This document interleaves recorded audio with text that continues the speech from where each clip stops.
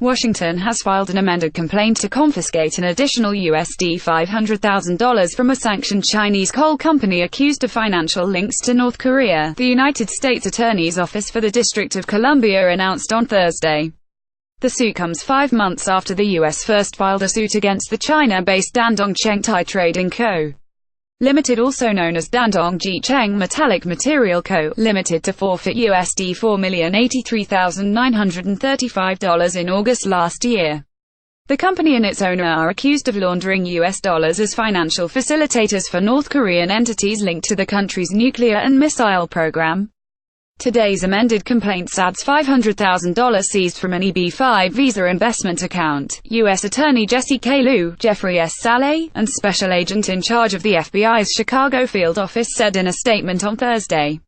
The EB-5 visa program provides a method for eligible immigrant investors to become lawful permanent residents, i.e., green card holders, by investing at least $500,000 to finance a business in a targeted employment area in the United States that will employ at least 10 American workers. The amended complaint alleges that owner Chi Yupeng and his wife directed 12 different individuals to make 12 wire transfers into a U.S. bank account controlled by a relative between November 5 and 13 in 2015. The total amount of remittance came to approximately USD $568,405, with transfers ranging from between USD $31,335 and USD $50,000, in what the U.S. government alleges was part of a scheme to circumvent Chinese capital outflow rules. Chin and his wife then transferred the money into an EB-5 investment program account. U.S. Department of the Treasury blacklisted Dandong Zhicheng Metallic Material in August 2017 for its connections to Pyongyang's development of weapons of mass destruction (WMD).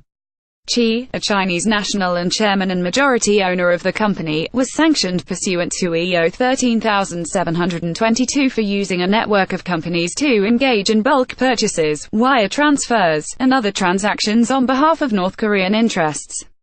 The company was sanctioned along with 2 other Chinese coal companies, Jinhou International Holding Co., Limited, and Dandong Tianfu Trade Co., Limited, which have allegedly sold, supplied, transferred, or purchased coal or metal, directly or indirectly, from North Korea. The Office of Foreign Assets Control (OFAC) said the company had used foreign currency obtained from the end users of North Coal to purchase items which included components for nuclear weapons and missiles for North Korea. Zhicheng worked with entities blacklisted by the OFAC, including Koryo Credit Development Bank and the Korea Ocean Shipping Agency, and specialized in the import, export, and transport of steel and anthracite coal. The amended suit comes a day after the U.S. Treasury Department sanctioned 16 individuals, 9 entities, and 6 vessels, with 12 of the individuals identified as China-based North Koreans for links to Pyongyang's WMD programs and involvement in military-related sales.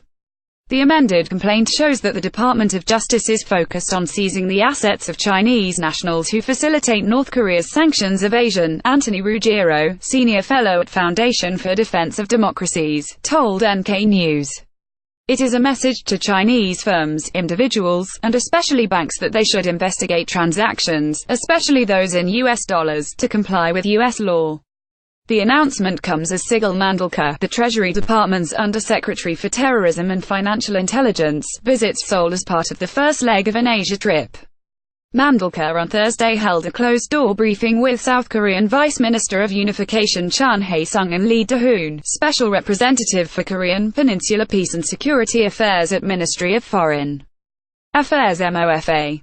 The Ministry of Unification MOU on Friday said Chun and Mandalkar discussed issues of mutual interest including inter-Korean relations and the preparations for the Pyeongchang Olympics.